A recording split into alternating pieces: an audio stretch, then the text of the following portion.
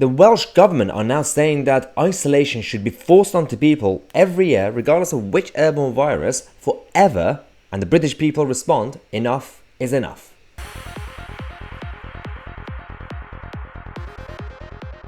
Really, enough is enough.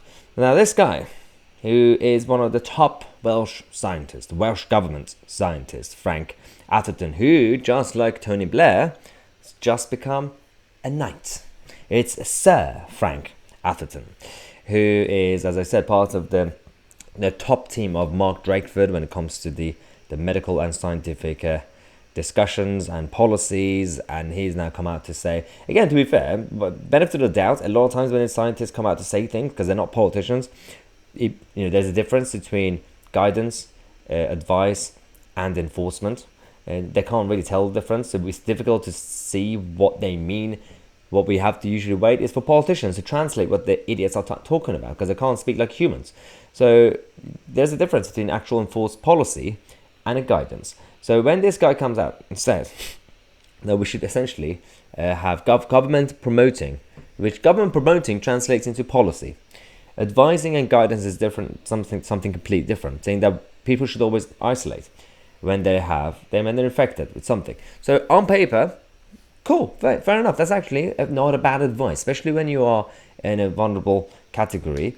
Then common sense says that when you're infected with anything, then you just self-isolate for a few days, and then you get better, and then you come out of the house with any illness, really, any disease. So just say that. But these people are now talking about something beyond the advice. They say that we need to rethink beyond this specific issue.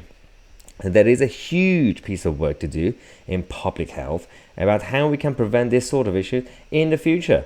The principle of when you have a viral infection, don't go and pass it around, is solid and good. Again, that's fair enough. That's just common sense. But when you talk about public policy, public health policy, that takes it to a whole new level. And I really don't trust people like Mark Drakeford to come up with public health policies on behalf of Sir Frank and all the other medical experts. This is why I'm glad that right now there is a political debate, which is really weird. I always find it fascinating when issues that are not political become political. Public health is now a political issue, like Brexit. So ministers in England, part of the UK government, in order to fight back against the Welsh and the Scottish administrations, they're completely rejecting anything that the Welsh or the Scots are doing, so which is good. I mean, I live in England, so I'm happy. But for those of you who are living in Wales or Scotland right now with all the restrictions, I feel for you. It's not easy. You're all being pawned. You're essentially, we're all basically just like a number in the middle of all these games that they're playing.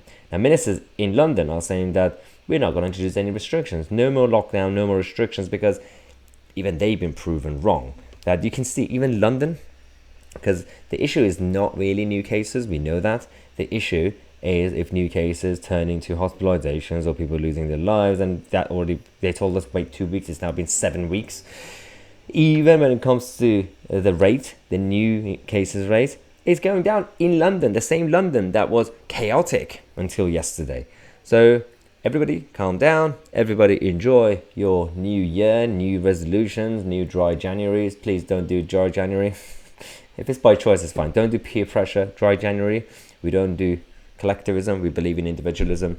If you want to quit alcohol, then do it because you want to, not because your neighbor told you to. So, on the other hand, the public policy debate needs to continue. Political issues should not be involved when it comes to actual health, but it is what it is. Mark Drakeford, Nicola Sturgeon are ruining Scotland and Wales.